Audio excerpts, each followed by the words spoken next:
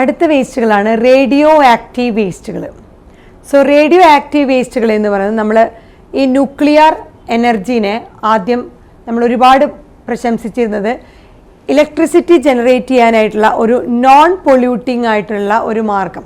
So pollution ഇല്ലാത്ത ഒരു മാർഗമായിട്ടാണ് electricity generate ചെയ്യാനായിട്ട് പൊല്യൂഷൻ ഇല്ലാത്ത ഒരു മാർഗമായിട്ടാണ് നമ്മൾ ന്യൂക്ലിയർ എനർജീനെ ആദ്യം കൺസിഡർ ചെയ്യുന്നത്. അങ്ങനെയാണ് നമ്മൾ അതിനൊരുപാട് പ്രശംസിച്ചിരുന്നത്. സോ ന്യൂക്ലിയർ എനർജീനെ ഇലക്ട്രിസിറ്റി ജനറേറ്റ് ചെയ്യാനുള്ള നോൺ പൊല്യൂട്ടിംഗ് ആയിട്ടുള്ള ഒരു മെത്തേഡായിട്ടാണ് ഏറ്റവും ആദ്യമൊക്കെ നമ്മളതിനെ കൺസിഡർ ചെയ്തിരുന്നത്, വളരെയധികം പ്രശംസിച്ചിരുന്നത്. എന്നാൽ പിന്നീട് നമ്മൾക്കത് തിരിച്ചറിഞ്ഞു ന്യൂക്ലിയർ എനർജിക്ക് രണ്ട് സീരിയസ് ആയിട്ടുള്ള പ്രോബ്ലംസ് ഉണ്ട്. സോ ന്യൂക്ലിയർ എനർജി ക്രിയേറ്റ് ചെയ്യുന്ന പ്രോബ്ലം എന്താണെന്ന് വെച്ചാൽ ഒന്ന് ആക്സിഡൻ്റൽ ലീക്കേജ് ആണ്. സോ ആക്സിഡൻ്റൽ ലീക്കേജ് എന്ന് പറഞ്ഞാൽ രണ്ട് സംഭവങ്ങളിൽ ഉണ്ടായ ആ ലീക്കേജാണ് പറയുന്നത്. രണ്ട് ഇൻസിഡൻസ് എന്ന് പറയുന്നത് ഒന്ന് 3 മൈൽ ഐലൻഡ്. സോ 3 മൈൽ ഐലൻഡിലും അതുപോലെ കെർണോബൈൽ ഇൻസിഡൻസിലും. So Chernobyl incident and 3 mile island അവിടെയൊക്കെ സംഭവിച്ച ആക്സിഡൻ്റൽ ലീക്കേജ്.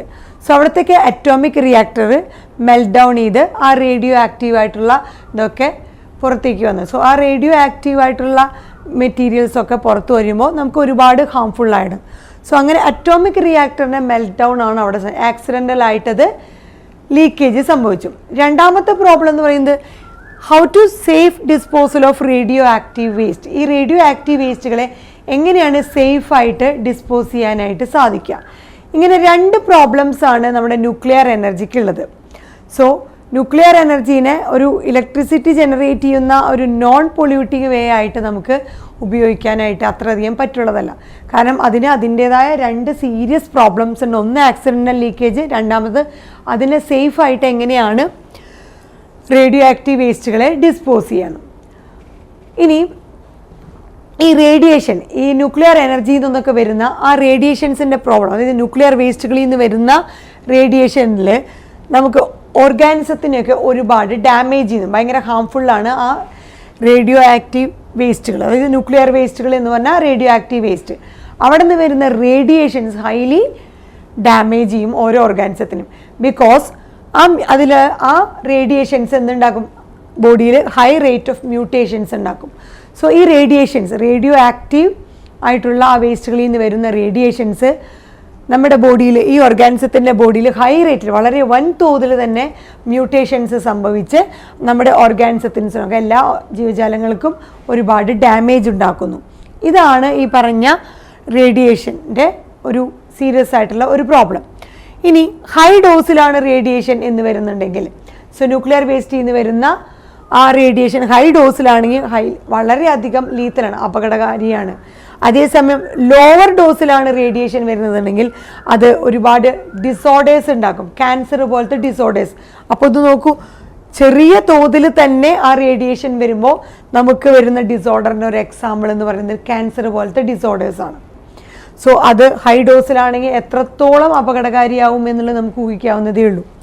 സോ ഈ പറഞ്ഞ റേഡിയോ ആക്റ്റീവ് വേസ്റ്റുകളെ നമുക്ക് ഡിസ്പോസ് ചെയ്യാനായിട്ട് ഒരു പ്രോപ്പർ മെത്തേഡ് തന്നെ വേണം.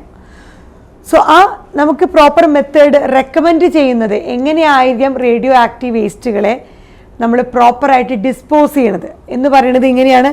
Storage of nuclear waste, nuclear വേസ്റ്റുകളെ സ്റ്റോർ ചെയ്യണത് എങ്ങനെയാണ്? After sufficient pre treatment. ആ ന്യൂക്ലിയർ വേസ്റ്റുകളെ അതിനാവശ്യത്തിലുള്ള പ്രീ ട്രീറ്റ്മെൻറ്റ്, സഫിഷ്യൻ്റ് ആയിട്ടുള്ള പ്രീ ട്രീറ്റ്മെൻറ്റോടുകൂടി ഷുഡ് ബി ഡൺ. അതെവിടെ ചെയ്യണം? Should be done. ഈ പ്രീ ട്രീറ്റ്മെൻറ്റ് എവിടെ നടത്തണം? Should be done suitably shielded container. ഒരു ഷീൽഡഡ് കണ്ടെയ്നർ. ആ ഷീൽഡഡ് കണ്ടെയ്നർ എവിടെയായിരിക്കണം? Buried within the rock. ഈ റോക്കുകളുടെ ഇടയിൽ ബറി ചെയ്ത് കുഴിച്ചു വെച്ചിരിക്കുന്ന പോലെയുള്ള കണ്ടെയ്നർ, ഷീൽഡഡ് ആയിട്ടുള്ള കണ്ടെയ്നറിലായിരിക്കണം ഈ പറഞ്ഞ ന്യൂക്ലിയർ വേസ്റ്റുകളെ സഫിഷ്യൻ്റ് ആയിട്ട് പ്രീ ട്രീറ്റ്മെൻറ്റ് ചെയ്യുന്നത്. അതും എത്രത്തോളം താഴ്ചയാണ് അതിൻ്റെ ഡെപ്ത് പറയുന്നത്? About 500 metre deep below earth surface.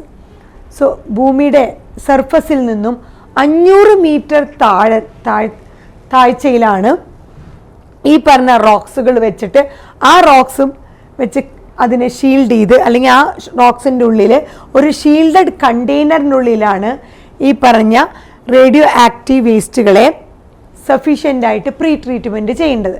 So storage of nuclear waste എന്ന് പറയുന്നത് ആഫ്റ്റർ സഫീഷ്യൻറ്റ് പ്രീ ട്രീറ്റ്മെൻറ്റോടുകൂടി മാത്രമേ ഈ ന്യൂക്ലിയർ വേസ്റ്റുകളെ ട്രീറ്റ് ചെയ്യാൻ പാടുള്ളൂ, അല്ലെങ്കിൽ അതിനെ സ്റ്റോർ ചെയ്യാൻ പാടുള്ളൂ. എങ്ങനെയാണ് ഈ ന്യൂക്ലിയർ വേസ്റ്റുകളെ സ്റ്റോർ ചെയ്യുന്നത്? അതിന് വേണ്ടിയിട്ട് നമുക്ക് വേണ്ടത് അതിന് സഫീഷ്യൻ്റ് ആയിട്ട്, അതിന് പറ്റുന്ന രീതിയിൽ മതിയായ തരത്തിലുള്ള ട്രീറ്റ്മെൻറ്റുകൾ ചെയ്തിരിക്കണം. ആ ട്രീറ്റ്മെൻറ്റിന് വേണ്ടിയിട്ട് നമ്മൾ എന്ത് ചെയ്യണം? അതിന് ഒരു ഷീൽഡഡ് ആയിട്ടുള്ള ഒരു കണ്ടെയ്നർ, റോക്സിൻ്റെ ഇടയിൽ ബറി ചെയ്ത് വെച്ചിട്ടുള്ള ഷീൽഡഡ് ആയിട്ടുള്ള കണ്ടെയ്നറിൻ്റെ ഉള്ളിൽ വെച്ച്, അതും ഒരു 500 മീറ്റർ ഡെപ്തിൽ എർത്തിൻ്റെ സർഫസിൽ, അത്രയും താഴ്ചയിലാണ് ഈ പറഞ്ഞ റോക്കും ഷീൽഡഡ് ആയിട്ടുള്ള കണ്ടെയ്നറും ഇരിക്കേണ്ടത്. അതിൻ്റെ ഉള്ളിൽ വെച്ച് സഫീഷ്യൻ്റ് ആയിട്ട് പ്രീ ട്രീറ്റ്മെൻറ്റ് ചെയ്തതിന് ശേഷം മാത്രമേ നമ്മുടെ ന്യൂക്ലിയർ വേസ്റ്റുകളെ സ്റ്റോർ ചെയ്യാൻ പാടുള്ളൂ. ഇതാണ് ഏറ്റവും സേഫസ്റ്റ് ആയിട്ടുള്ള ഒരു മെത്തേഡ്. സോ ഇങ്ങനെയാണെങ്കിൽ കൂടിയും ഈ പറഞ്ഞ ന്യൂക്ലിയർ വേസ്റ്റുകളെ, റേഡിയോ ആക്റ്റീവ് വേസ്റ്റുകളെ ഇതുപോലത്തെ മെത്തേഡ് ഓഫ് ഡിസ്പോസൽ പോലും ഒരുപാട് ഒപ്പോസിഷൻ പബ്ലിക്കിൽ നിന്ന് നേരിടേണ്ടി വരും. ബിക്കോസ് ഇതുപോലും അത്രത്തോളം സേഫ് ആണോ എന്നറിയില്ല. ഇതിൽ നിന്ന് ഏത് റേഡിയേഷൻസ് വന്നാലും, നമ്മൾ പറഞ്ഞു ഒരു ലോവർ ഡോസിലുള്ള റേഡിയേഷൻ പോലും നമുക്ക് ഒരുപാട് ഡിസോർഡേഴ്സ് ഉണ്ടാക്കുന്നു. ക്യാൻസർ പോലത്തെ ഡിസോർഡേഴ്സാണ് ഉണ്ടാക്കുന്നത്. നമുക്ക് തിരിച്ച് അത്രയും അപകടകാരിയായിട്ടുള്ള ഡിസോർഡേഴ്സ് ഉണ്ടാക്കുന്നു. സോ അതൊരു ഹൈ ഡോസിലാണെങ്കിൽ നമുക്ക് ഒട്ടും തന്നെ ചിന്തിക്കാൻ പറ്റാത്തത്ര സീരിയസ് ആയിട്ടുള്ള ഹാംഫുൾ ആയിട്ടുള്ള എഫക്റ്റുകളായിരിക്കും ഈ റേഡിയോ ആക്റ്റീവ് വേസ്റ്റുകൾ നമുക്ക് ക്രിയേറ്റ് ചെയ്യുക.